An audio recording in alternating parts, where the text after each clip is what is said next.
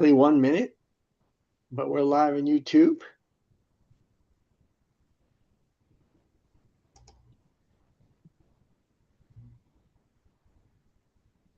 Yeah, we're going to be live on WPAT in about 50 seconds to over 10 million people.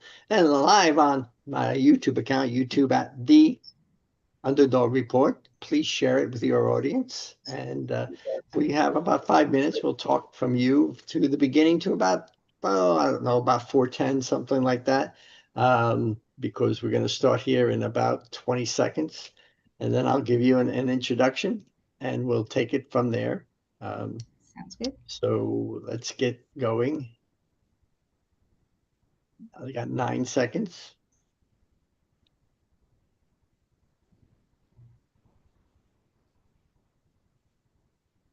Hello and welcome to WPAT 9:30 a.m. on your radio dial in New York City, live to over 10 million people. We're very excited. And not only that, you can access us worldwide on the internet at WPAT930am.com, and we are live there. But not only that, we are also live on my YouTube account because you can see our beautiful faces, and that is YouTube at The Underdog Report. That's YouTube at The Underdog Report. And I am very excited today to talk about my first guest, Dr. Ramesh Sepehrrad. And Sepehrrad, am I pronouncing that correctly, Doctor? Sepehrrad. Sepehrrad, thank you. You are a leading Iran American scholar, published author, cybersecurity executive, human rights advocate, and known for your efforts for a non-nuclear, secular, and democratic republic in Iran. That's everybody loves that stuff. Tell me about what you're doing. And I believe this is your organization here. It's the NCIR, right? That's how. OIAC is oiac.org, www.oiac.org. And this is your website right there. I'm showing it online. Tell me what you're doing. Actually, that is the website of the broader political coalition that is fighting against the Iranian regime. They're based in Paris. Our organization is comprised of Iranian Americans, and the correct address for that would be www.oiac.org, Organization of Iranian American Communities.org. ORIC.org. oiac.org.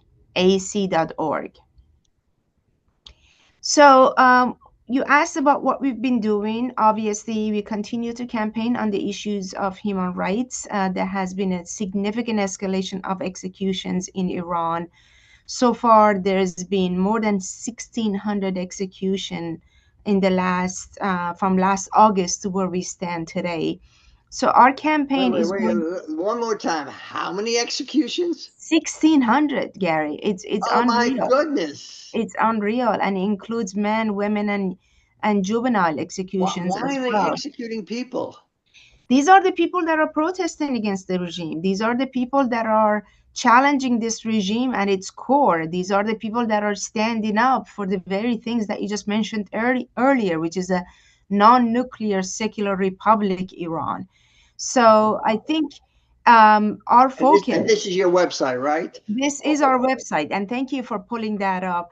So we know that the UN General Assembly is beginning in September, and we are campaigning to not only raise awareness on the issue of human rights, but also make sure that the criminal regime of Iran, the Iranian president Pezeshkian, does not come to United States. I don't think United States should give him the visa to come to the UN, and he should be prevented from entering. We have been calling on the White House, on Secretary of State, Homeland Security, Secretary of Homeland Security, to really prevent him from coming to UN.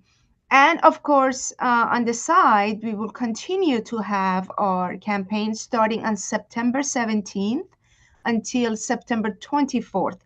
Every day we're going to have a campaign in front of the main UN building, which is on East and 47th Street in Manhattan.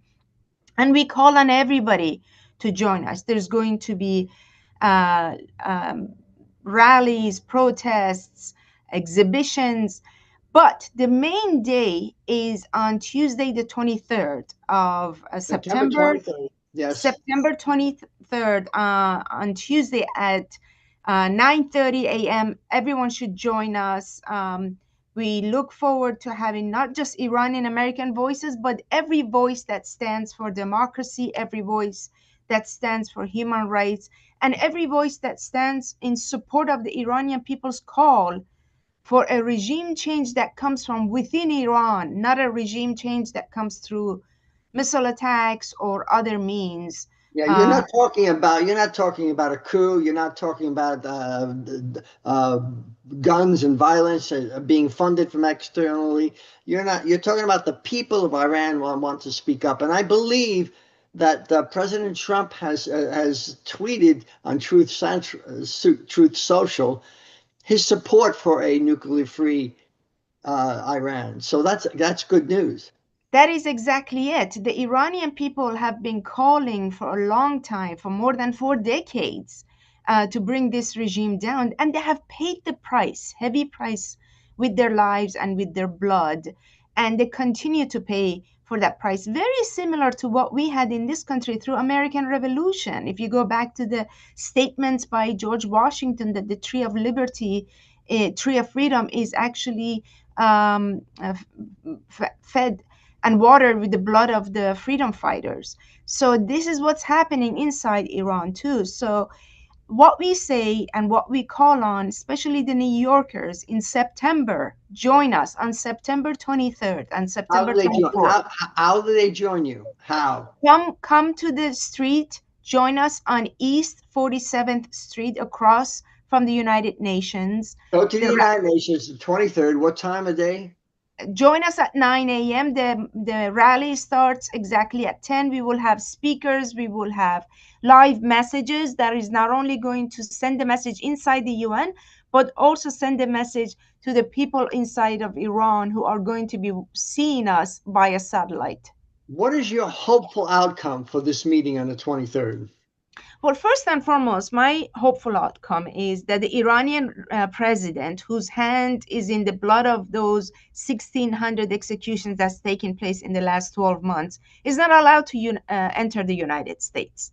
That would be a huge, huge victory, telling the Iranian people we're not going to let the criminal regime, who is not representing the people of Iran, to enter the UN, because the UN seat truly belongs to the people of Iran and not this terrorist and criminal regime. That's the first thing. And then the second outcome would be that if we, in fact, join the rally on Tuesday, September 23rd, we actually have a very united voice for a non nuclear, secular Republic Iran that supports the Iranian people's call for regime change, not a regime change through another foreign war. Thank you, Dr. Ramesh. Our time's coming to an end. Give me a couple of seconds before we close and go to my next guest. What would you like to end with? I look forward to seeing some of your listeners and audience to join us on Tuesday, September 23rd, outside of the UN on 47th. Sounds like fun. I look forward to seeing it. Thank you so much. God bless you, Dr. Ramesh. Well, we have our next guest here. We have Mr. Geoff Gilson, and I don't know if I'm pronouncing that correctly. Mr. Gilson, is that you? Yes, it is. That's me. Hello. Well, let me talk about you. I'm excited to have you also here. So, I everybody's talking about Alaska, and that's what you want to talk about, which is very current topic. I'm excited. Hey, Doctor, President Trump just met with the Putin in Alaska. A lot of people are saying, "Oh, it's a terrible meeting, terrible meeting," and then over a sudden, people are saying, "Oh, actually, it wasn't that bad. Things came out." Listen, you used to be a former speechwriter for Margaret Thatcher. I'm impressed, Geoff Gilson, for what your background, and now you're still fighting for a free America, a free world. Tell us about this event in Alaska. Well, looking at both Alaska and the Oval Office on Monday, Gary, and thank you for having me on the show. The word for me at the moment is laser, not in terms of the weapon, but in terms of laser focus and laser light. A lot has happened in the last week. And at the meetings on Friday and Monday, nobody got everything they wanted, but we have definitely moved forward. There is going to be a peace deal.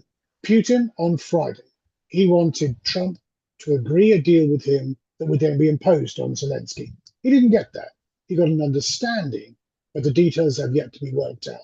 On Monday, 7 European leaders accompanied Zelensky. But that's significant, Geoff, isn't it? I mean, it is much less significant than people think. There's a lot of talk, Gary, about Putin owning Trump. That's not true. If we had more time, I could tell you why. It's just not true. Putin came to US soil. That is not being owned. That is somebody arriving with a begging bowl. The European leaders arrived because Zelensky owns them, and he wanted them there for support. He wanted a ceasefire, and he wanted a declaration that the Russians would have to leave Ukraine. He didn't get that. Where we are now today is there's going to be a peace deal. Russia is going to get some land, not all of it. Ukraine is going to have to be neutral. It's not going to join NATO, and it's all going to come down to the security guarantees. And that's where the laser focus is. Yeah, that's amazing. What you're telling us hasn't been anywhere in the news. What No. you're saying right now is unbelievably significant. Now, how much confidence, what you're saying to me, I've never heard from any news outlet.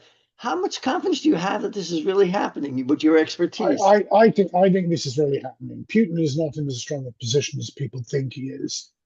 He's been major league embarrassed, Gary, by the fact that the Russian military has been exposed as being really quite incompetent. They managed to make small inroads into Ukraine in a war that's dragged on for 3 years. Putin should have won this war in 14 days. He hasn't. He's exposed. It's an unfortunate fact of life that when people go to war, countries go to war, in addition to whatever may be their moral positions, they're actually just trying to show off their weaponry. I don't know too many people in the world at the moment who would buy a Russian tank. So this has been a major disaster for Putin. And I would say, Geoff, that's absolutely true. Everybody expected Russia to finish the war in less than 2 weeks. Then that general, he did something strange. We don't know what happened. He was marching towards Moscow with his troop. Nobody knows. The news never came out what that was about. That's an embarrassment, obviously. And then things have slowly progressed, but it's just attrition. Things are just not happening. That's right. Putin wants out of this war. Zelensky, even though he's going to talk about ceasefire and not giving up land, he wants the war to end as well. He's got a devastated country. It should be one of the richest countries in Europe. And Trump wants out of this war as well, because what Trump wants, and you won't hear this too much in mainstream media, is he wants to start doing business again with Russia. Yes. Hundreds of companies, American companies, had to leave Moscow in 2022. And Donald Trump is about one thing more than anything else: America and business. That's why the border, that's why Washington, that's why the tariffs. And he wants to be back in Moscow doing business, not just for America, but probably for himself as well. And that is what it is. So, now, Geoff Gilson, is there a website that you have or information people have about you? I've written a book, and the book actually deals with some of the more covert stuff going on. I mean, I think Trump wants to be back in Moscow to do business, not just the overt business, but some rather murky business as well. A lot of people. And that murky business started back in the 80s, when, by the way, Putin was in East Berlin, right up front and close and personal with the fall of communism. And if you want to know about that murky business, the book is Maggie's Hammer, and the website is maggieshammer.com. If you search my name, I love it. That's great. Yeah. If you search my name, Geoff Gilson, which is Geoff with a G, you'll find all the rest of it. My up-to-date stuff, I generally use my Facebook as my blog. And again, if you search Facebook for Geoff Gilson with a G, there I am. You'll find me. But we're definitely going to have a peace deal. I love it. You heard it first here on the UnderDog Report. There is a peace deal coming. Here is your book. Please go to maggieshammer.com and for the book. Geoff Gilson was a writer for Margaret Thatcher, and I think this would be great, interesting reading.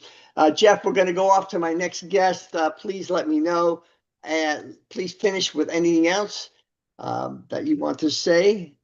That's it, Gary. Thank you for having me on, and I look forward Well, to listening to your next guest as well. well, let's stay on because my next guest hasn't joined, which is okay. Wow. Okay. And Well, um, there's another thing, and you can stop me anytime. One of the laser focus is going now to be on negotiating the security guarantees. And there's going to be some distraction to try and keep the media happy because these negotiations have got to take place off screen, in quiet. So you've got to keep the media happy. So there are going to be tidbits that people can talk about to keep the media happy. That's what I mean by laser light. The cat with a laser light. That's going to be Trump keeping the media happy with things that are of no consequence, like where is the meeting going to take place, and is there going to be a bilateral meeting? Nope, there's not going to be a bilateral meeting. Everyone wants to move straight to a peace deal meeting, trilateral meeting, probably in Geneva, not Budapest, if people read about that. Budapest has too many bad memories for Ukraine, because that's where they signed a deal in 1994 that said that if they gave up their nuclear weapons, Russia, United Kingdom, and US would guarantee they wouldn't be invaded. And rightly so, people are criticizing Russia, but they're not criticizing the United Kingdom or the United States, who did not come to to Ukraine's aid when Russia invaded. A lot of broken promises in regards to Ukraine, long, sad, tragic history. So it won't be in Budapest. So that's what's going to happen. There's going to be a laser focus on the security guarantee negotiations. Lots of distraction. Don't pay too much attention to it. But I do believe that within the month, there will be a trilateral meeting, probably in Geneva, and the peace deal will be signed.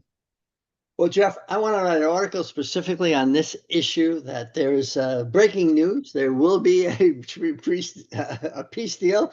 That's exciting. I love to hear. I'm tired of hearing about Ukraine. I'm tired hearing about the war. I'm tired hearing about all the benefits, financial benefits that we're not reaping in Ukraine. I believe it's a very rich area in terms of resources. Is that true? Yeah, Ukraine has always been a very, it's a significant prize. And people may say, why on earth are we fighting over this strange place isn't that near where Dracula used to live? No, no. Yeah. Ukraine is a fabulously rich country in terms of its resources. Great agricultural land. When it was a part of the Soviet Union, it was the breadbasket of the Soviet Union.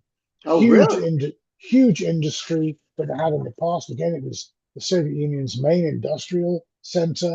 Lots of raw materials. It is larger than Germany, and it sits right in the middle of the plain between Europe and Russia, which is why it's militarily so significant. It is a hugely important country. It ought to be as rich as Germany, and it's a tragedy that it isn't. And Gary, and I know you agree with this next point, the people for whom this is a major tragedy is the Ukrainians. They are going to win and lose in the next few weeks. They're going to win because the war is going to come to an end, and they're going to lose because their country is devastated.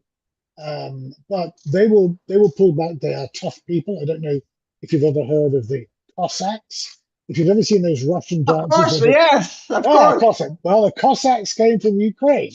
They are a tough, independent people. I know one shouldn't make light of it, but I remember at the beginning of the war, and the Russian tanks were coming in, and Ukrainian farmers were out on the street with their shotguns. And if I know you're up there in New York, I'm down here in South Carolina, but upstate New York and upstate South Carolina, they understand this. They understand Where, about it. where are you, Geoff? Where are you I'm in located? upstate South Carolina.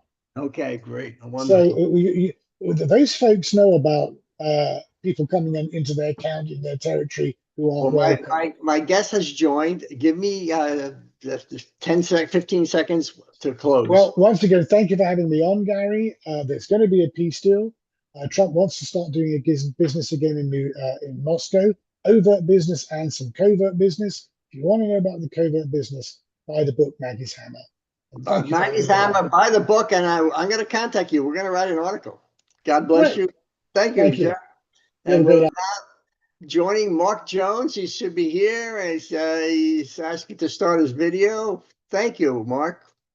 Looking for unmuting. So Mark is from Gun Owners of America, Gun Owners of America, gunowners.org, gunowners.org. There's a lot of news about the Second Amendment, and he's going to be talking about it. And finally, here he is. Hello, Mark. Hey, good afternoon, Gary. The Hey, thank button you. didn't want to work. Thank you for your flexibility. I had a guest that didn't come on, so you got a little bit extra time here. So that's great. Listen, I talked with Stephen Williford, the hero, as you know, about what's going on with the gun owners, with the lawsuit you joined, I believe, in 5 states. Is that what's on? Mark Jones, you're from gunowners.org. Is that what you want to talk about today? Oh, we can talk about lawsuits. We can talk about, there's been some exciting news out of the FBI in the last 24 hours. We've seen the Missouri Attorney General Andrew Bailey has been appointed a deputy director over at the FBI. And, Andrew Bailey's been one of the biggest defenders of the Constitution in the country in terms of an attorney general for a state. So we were pretty excited to hear that. The FBI was weaponized under the Biden administration against the American people. And so to see a constitutionalist like Andrew Bailey go there, that's a good sign for the American people, Gary. Wow, that's very interesting. So where is he going to be? Mr. Bailey will be a deputy director working under Kash Patel. So he'll have like the same type of responsibility as Bongino, right?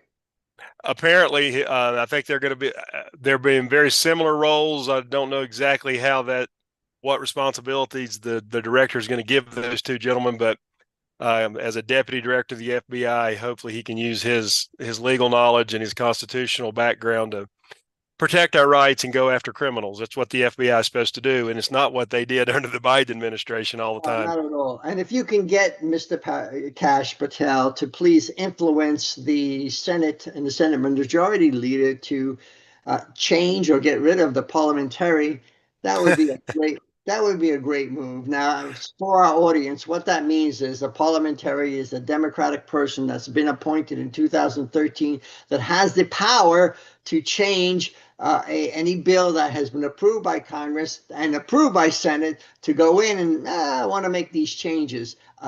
It's kind of insane, isn't it? It is insane.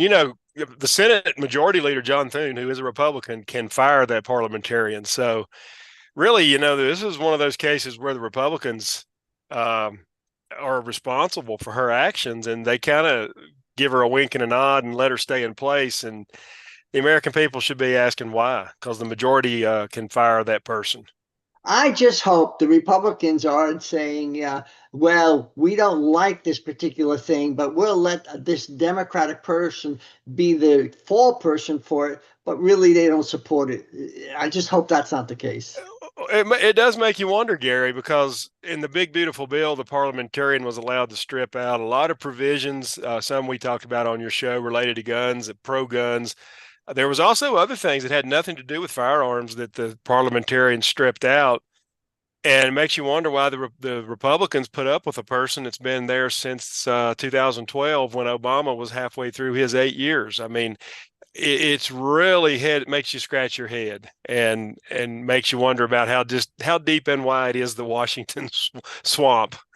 Well, if you can get who's being assigned to the assistant FBI, what's his name again? The new deputy director of the FBI would be Andrew Bailey, the former Attorney General of Missouri. Now, he wouldn't have much sway over the United States Senate, but what we hope to see out of the new FBI would be rolling back some of these infringements against law-abiding Americans that the FBI seemed to pursue under the Biden administration.